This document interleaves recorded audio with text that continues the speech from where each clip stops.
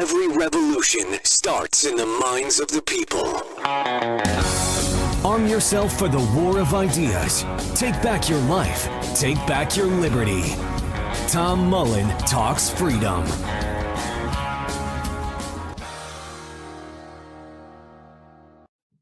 Hello, everyone, and welcome back to Tom Mullen Talks Freedom. Today, my guest is Mayor Glenn Jacobs. Glenn spent more than 20 years as a professional wrestler, most notably as WWE superstar and three-time world champion Kane. And after a Hall of Fame career as a professional athlete and a few decades as a small business owner, Glenn felt called to run for mayor of Knox County, Tennessee, to help others reach their full potential.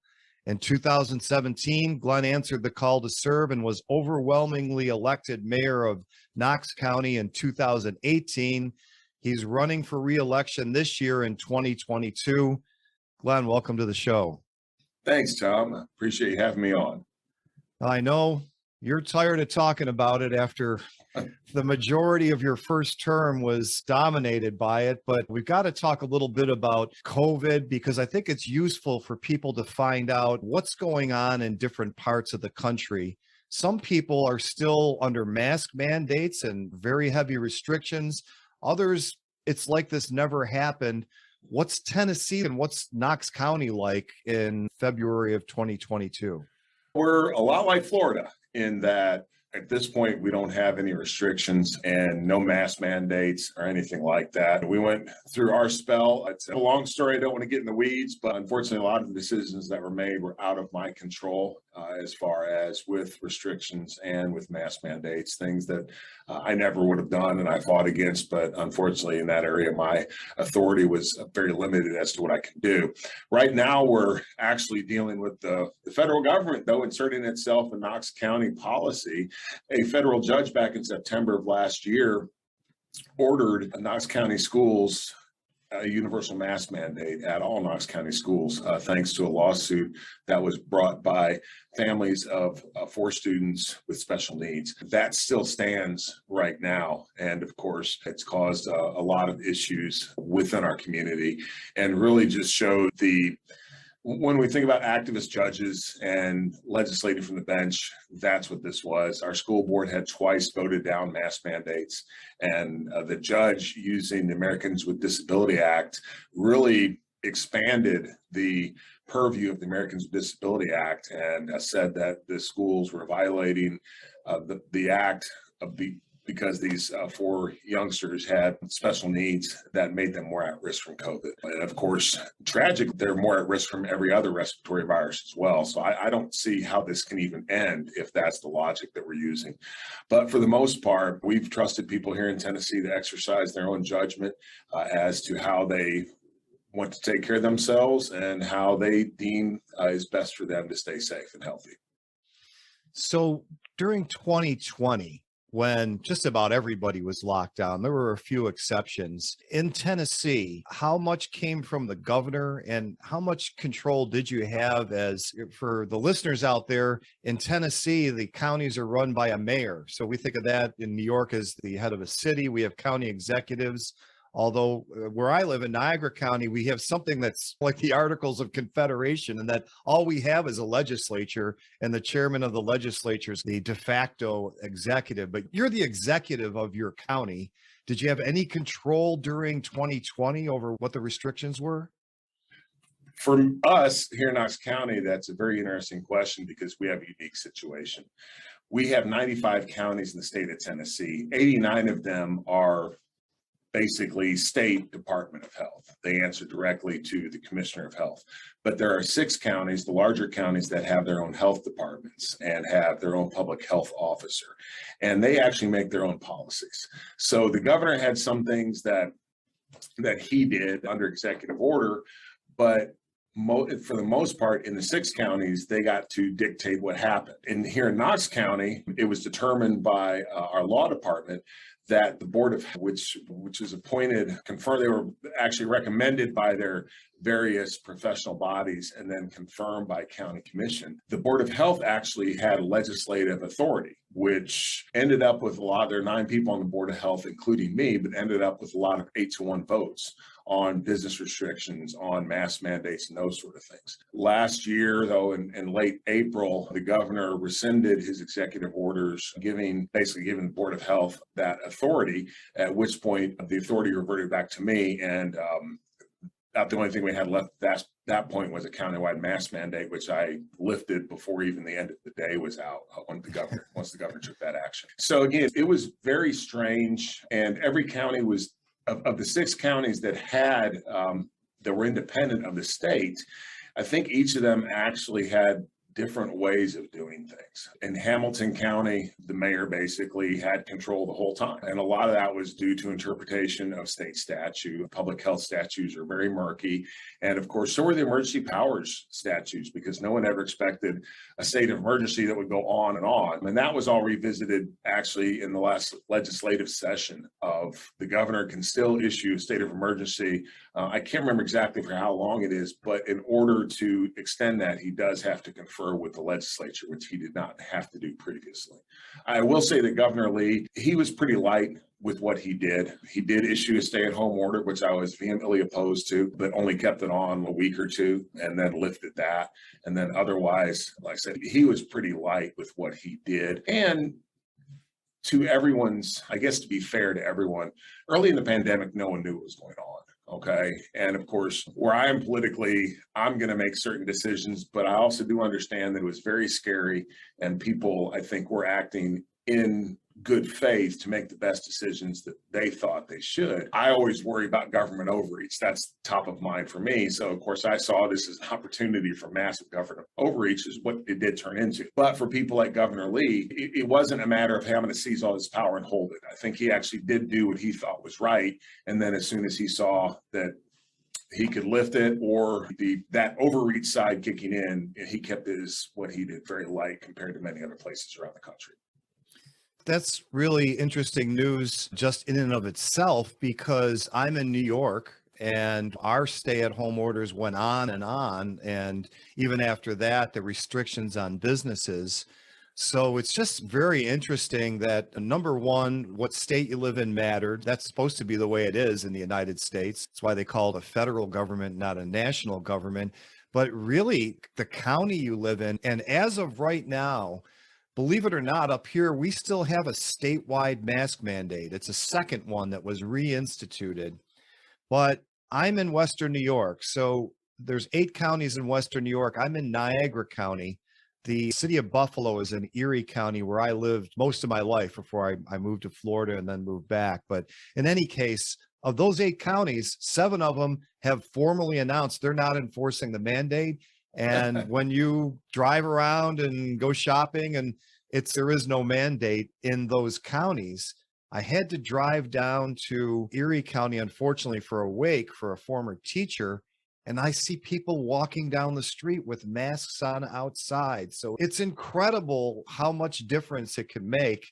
And then it's also interesting, while you are the county executive, just for this one issue, you had to participate in a vote with the board. I heard that correctly, right? Yeah, exactly. Yes, I did not have plenary authority in that situation. I was just a member of this board, and they were the ones making all the decisions. And that doesn't generally, in our county, in Knox County, I'm a true executive. I do not sit on county commission, and commission has a lot of authority over a lot of different things. I set the budget and of course run the day-to-day operations, but commission has authority over many things. This Board of Health actually was the most powerful political body in Knox County. Their public health orders could supersede everything but state law. It really, and we discovered that due to state law, due to the statute, that the Board of Health had those powers, and it wasn't just in an emergency. They actually had those all the time because the statute was very ill-crafted. All that has now been addressed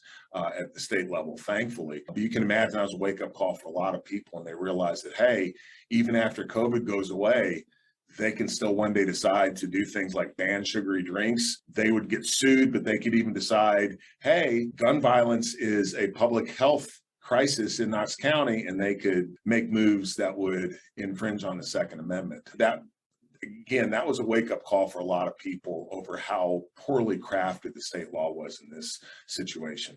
Let's take a short break for this important message. Most people consider it a fact of life that prices are going to go up over time, and they've never gone up as fast as they are right now. But what if I told you it wasn't always like that?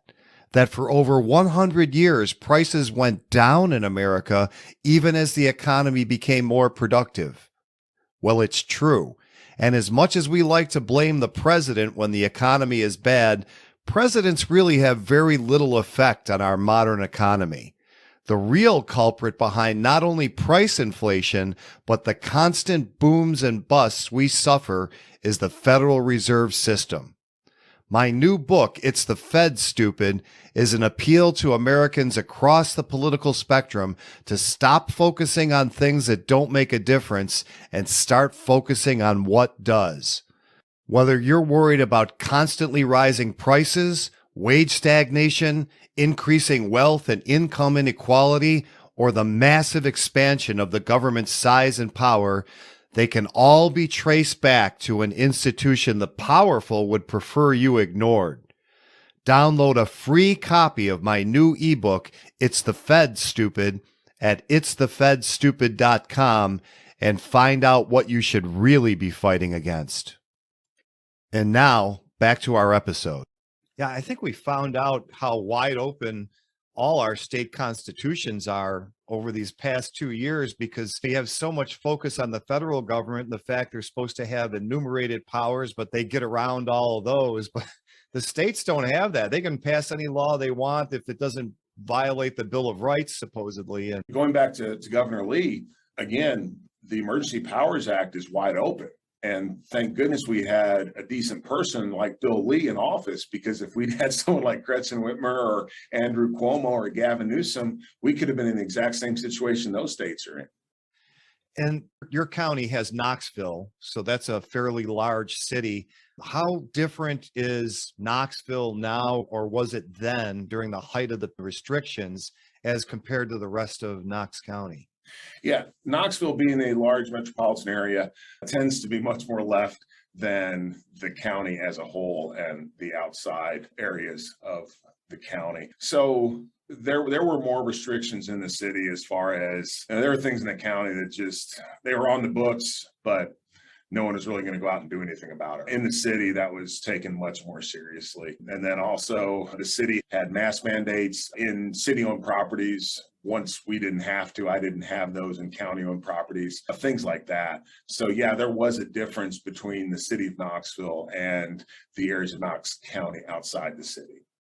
But they're wide open now? Yeah, for the most part, yes. Okay.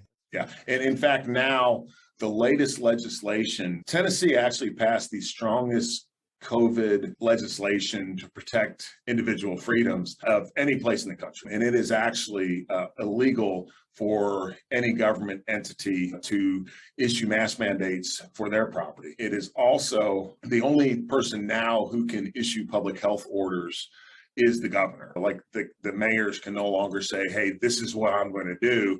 The authority is actually in the governor's hands now. I hope that you guys are done with this. I wish we were up here. I tried my best to convince my neighbors that this is just out of control. I think it's pretty clear now. And even the White House is admitting the lockdowns did not do anything to mitigate the spread of the virus. They did tremendous economic damage, as you were saying they would, all during the height of the crisis in 2020. A few of us were also joining you in that. So I hope that you're going to be able to look forward. And I guess that's what I wanted to ask you, is that you got a pretty big name and you've got a lot of name recognition. You decided to run for the mayor of a county. Talk a little bit about how you can make a difference as far as freedom, being a county executive as opposed to a congressman or a senator or what have you. Sure.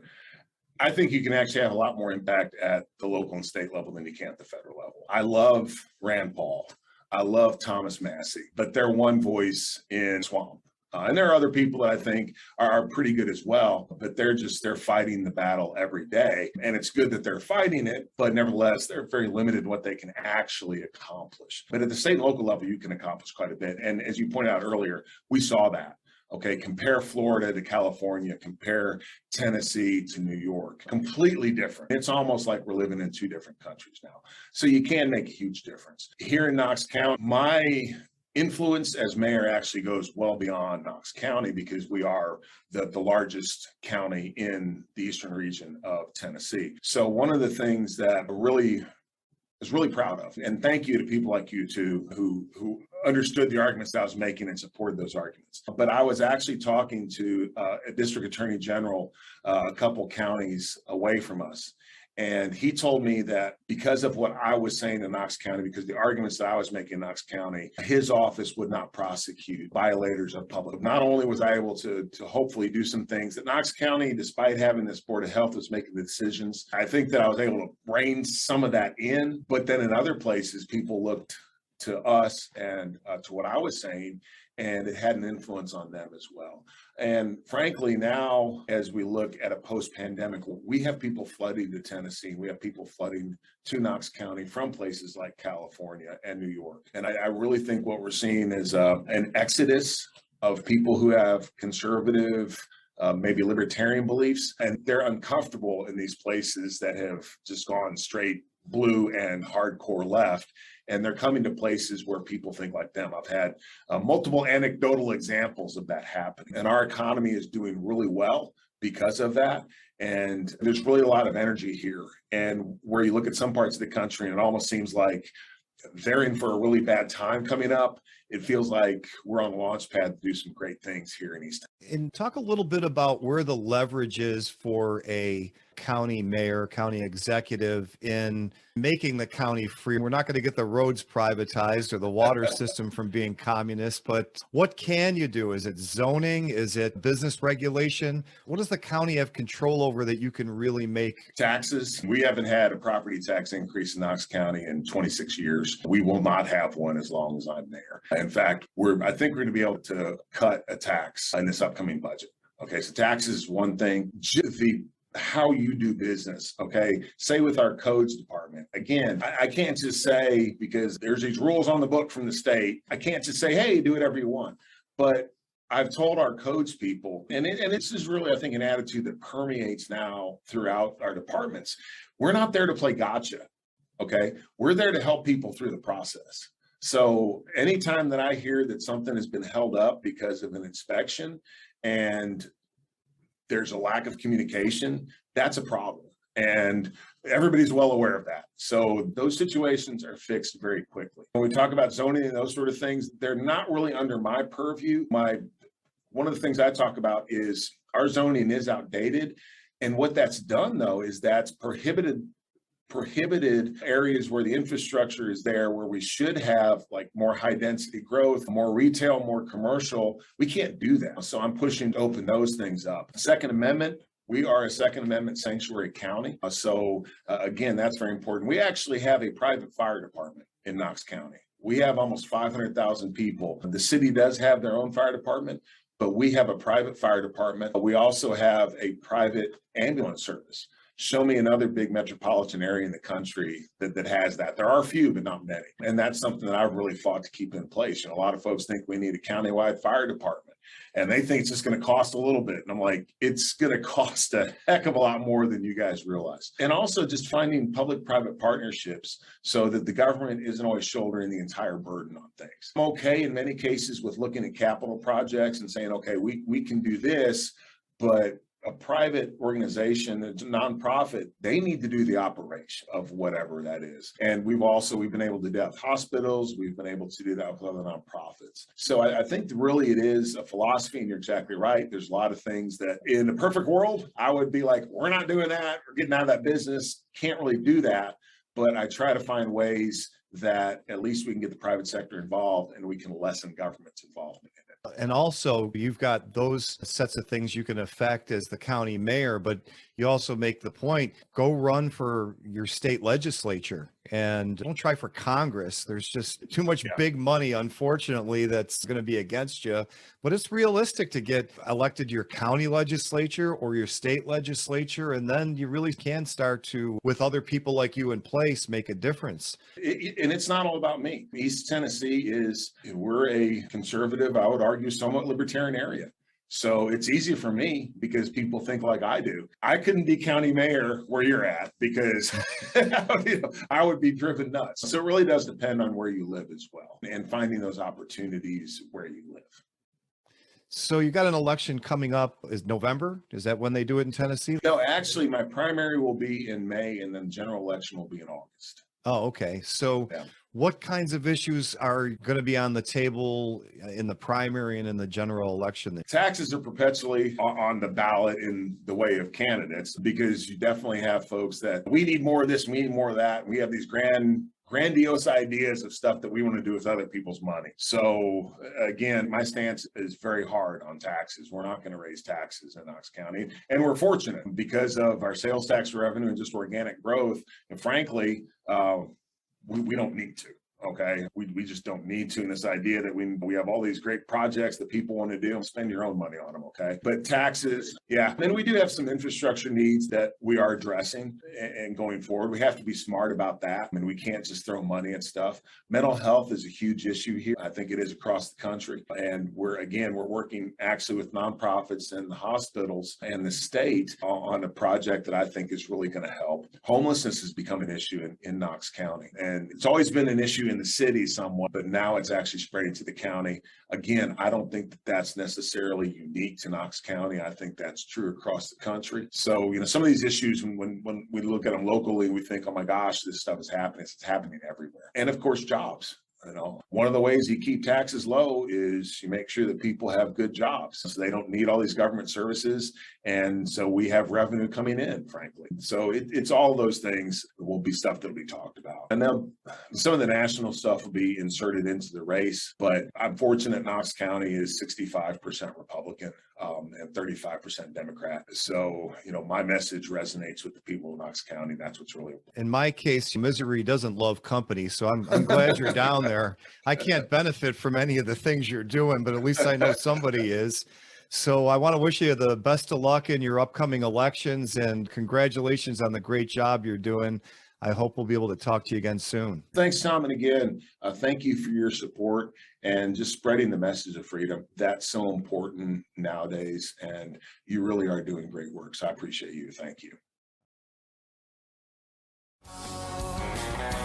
The war of ideas has only just begun. Arm yourself with the knowledge you need by heading to TomMullenTalksFreedom.com and subscribing to our email list. And remember, every revolution starts in the minds of the people.